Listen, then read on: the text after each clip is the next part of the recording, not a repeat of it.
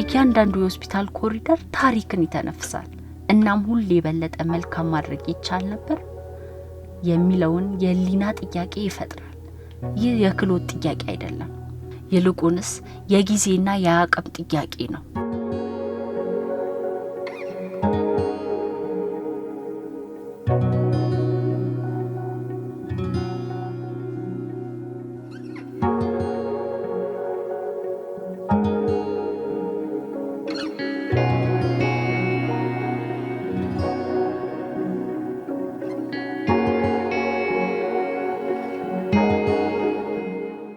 የችግሩ ስር የሐኪሞቻችን ክህሎት ማጣት አልነበረ ወይም የነርሶቻችን ርህራሄ ማጣት አልነበረ።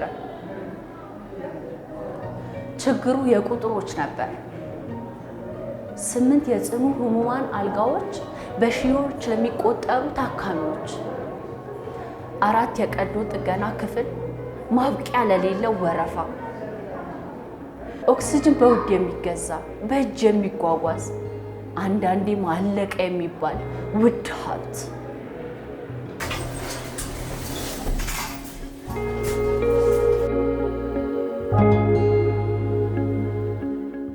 ይህ የቁጥሮች ስሌት የሀዘን ስሌት ነበር።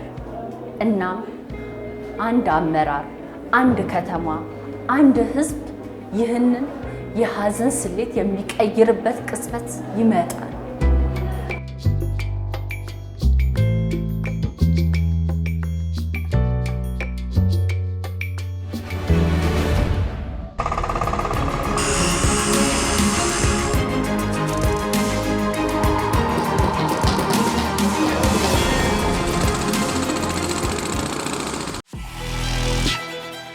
ያ ቅጽበት ደርሷል።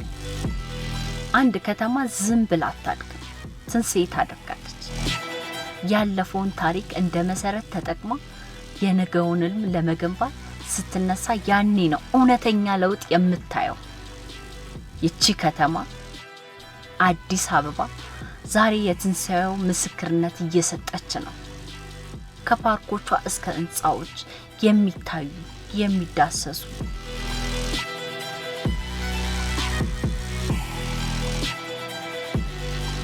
ከተማዋ ዝም ብላ አላዘነችም፣ ለመስራት ወሰነች። አመራሩ ችግሩን ዝም ብሎ አላየም፣ ለመፍታት ተነሳ። 1800 ካሬ ሜትር ላይ ያረፈው ይህ ህንፃ የሲሚንቶና የብረት ክምር አይደለም። ይህ ለተቆጠሩ እንባዎች የተሰጠ መልስ ነው።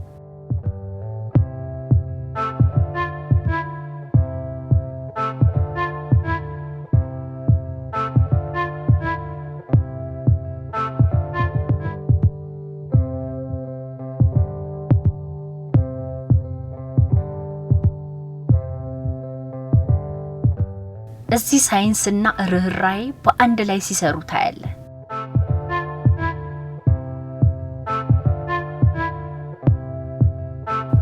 ይህ ማሽን ብረት አይደለም፣ በደቂቃዎች ውስጥ ህይወት ሊያድን የሚችል የጊዜ ቀዳሚ ነው።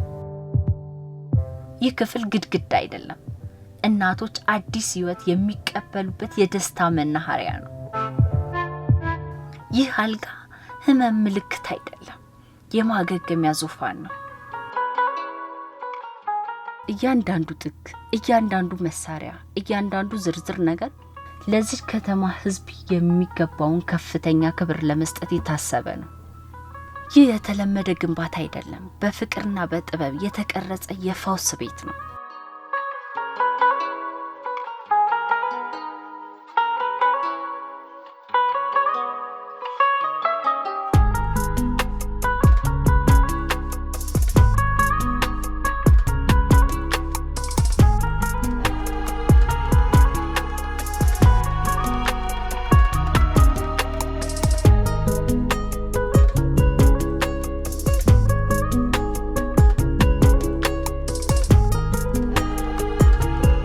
የሀዘን ስሌት በተስፋ ስሌት ተቀይሯል።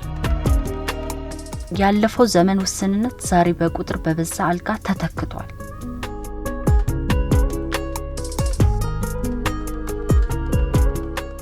የረጅም ወረፋ እንግልት ዛሬ በተሻሻለ የቀዶ ጥገና ክፍሎች ተፈተዋል። የትንፋሽ እጦት ስጋት ዛሬ በእያንዳንዱ አልጋ አጠገብ በደረሰ ኦክሲጅን ተወግዷል። ወረፋው ቀንሷል። እንግልቱ አብቅቷል። ካሁን በኋላ ተስፋ አይጓተትም፣ ፈውስ አይዘገይም።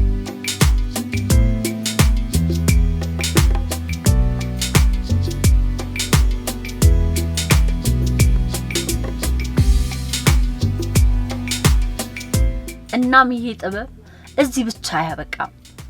ዛሬ በዘውዲቱ የተመለከትነው የልቀት መንፈስ በመላው አዲስ አበባ እየተሰራጨ ያለ ትንሳኤ ነው።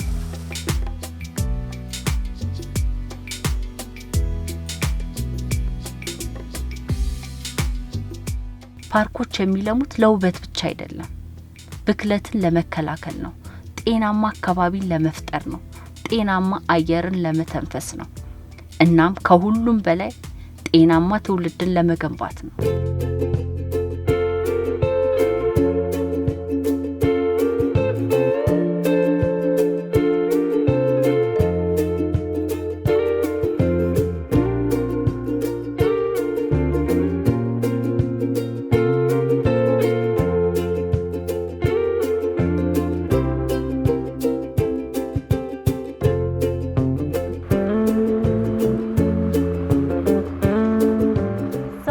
ሆስፒታል ዛሬ ዳግም ተወለደ፣ ወደ ሁሉን አቀፍ ሆስፒታልነት ተሸጋገረ።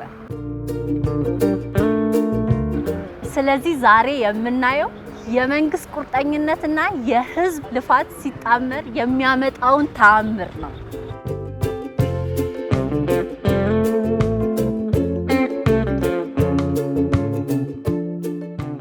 አዲስ አበባ ጤና እያመረተች ነው። አዲስ አበባ ህይወት እያተረፈች ነው።